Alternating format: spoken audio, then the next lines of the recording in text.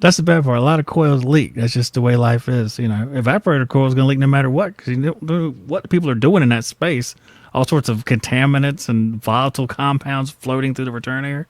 I mean, Sometimes you can't stop it. you see that in reach-in coolers and stuff like that when they keep acidic stuff inside there. It happens. Yeah, that's exactly right. Same sort of deal. Man, I just had this great question and it just totally went right out of my mind. Oh, I know what it is because we were talking about makeup air earlier, and I was thinking of some of the lovely kitchen work that I've seen done in my own life and on YouTube as well. So, makeup air in the kitchen. What I've seen is it is a disaster area, of grease and just disgusting stuff.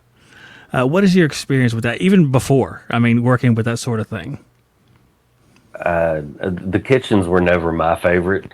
I didn't mind the larger, the walk-ins and stuff, but when you're getting down in the nitty-gritty of the kitchen floor working on a reach-in or their exhaust fans covered in grease, and yeah, you go home smelling like it. I've been there. Yeah, it's just I seen we had a makeup.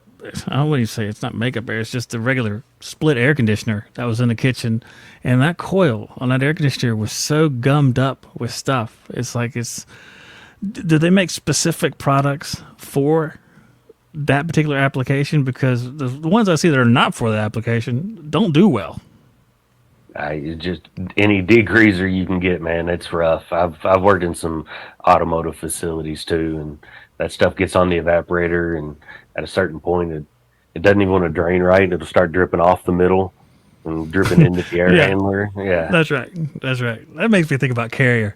Oh man, because I see all these carriers back in the day on the residential side. You had a lot of upflow units and closets, and they had these slant coils. They were aluminum back in the 1980s, and as they got dirtier, something got gummed up in them, they'd always start dripping down in the center of them all the time and flooding people's. I guess if they're upstairs, they flood the ceilings and stuff like that. Talking about teaching, talking about the videos you made, kind of impart some knowledge on younger technicians, especially in this commercial field, of just the little things that they can be doing on service calls that I saw you do.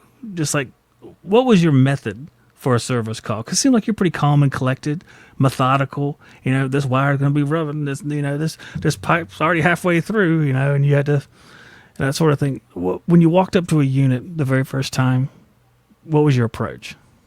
well, the very first time was not the same as every other time. So you got to try to improve at everything. Improve a little bit every day, right? Whatever you're doing. Walking up to the unit wasn't always easy, but once you start seeing things, it's the same things over and over again. And I say most of the time it's master the obvious. That solves like 99% of your problems. Not everything's so complicated. So look for the obvious things and use all your senses. Get your hands in there, feel on the pipes, smell. You can smell electrical burn. You can hear weird noises. You can use everything you got. Well, let me ask you this: the other thing, when you were in the field, it's not really related to this, but I was going to ask you, what multimeter did you use? I know it's out of the question. I was going to ask you about each tool, but when you said you went to the manufacturing side, I was like, well, I don't know if I'm asking about tools anymore. But I mean, okay, let's say the last day before you left to be manufacturing guy, what was your multimeter of choice? I carry the field piece 680, the larger of the two. Oh, the fish bat. Yeah, I know what you're talking about. The Philippines fish bat. Wow, it's like 12-pound meter. Yeah, Yeah, I remember that. That's a nice meter. It's got all the bells and whistles. I think, Jesus, does like just phase about everything. rotation and all sorts of Hmm. stuff on there. Yeah. So when it comes to testing refrigerant pressure, I saw you use. There's regular gauges. There's wireless gauges. What was your preferred method of doing that? Depends on what you're walking up to. So everything's a little bit different. I would use my analog gauges for a lot of things. For most, just walking up to something to check it quickly if I wanted to. I mean, gauges are always the last thing you want to throw on a system unless you have to, anyways. So if I was digging deep into a refrigeration diagnosis and trying to two stage, trying to figure out what was going on with the system, then your probes and measure quick all day was the go to. But if you're just checking something quick, analog gauges work great. I like that. Yeah, I like single test gauges a lot. I like those a lot. So when you went up to do your service calls, it looked like you were pretty simple with the tools. You only take a minimum of things. It's real Ted Cook style service technician. Let me take this screwdriver, the multimeter, and I forget what else he has, Jimmy Wiggler or whatever the crap he calls it. So Bobby Fobler. You can solve 95% of your problems with a meter and a 6-in-1. So that applies to large commercial units as well. And you know what you're looking for. You can pretty much get to where you need to go. I would take the minimal, figure out what the problem was, and then figure out where I needed to go from there. Well, I'll tell you what. Going back to the new guy says, hey, man, this guy's life sounds good. I want to do that too. What would you suggest to that guy? Go find the knowledge. I mean, you gotta put in a little extra effort. If you want to show up and do 8 hours and go home, then there's a place for you, but you're not gonna become any better than the next guy. So if you want to be better than the next guy, do what they're not doing. It's like building maintenance. How you talking about those guys? The filter changing guys? Yeah, 8 hour. I mean, go if you want to learn something. There's too many resources out there these days not to know something. Like, just go figure it out. If you ask ChatGPT, they'll teach you a lot. I'll be daggone, yeah.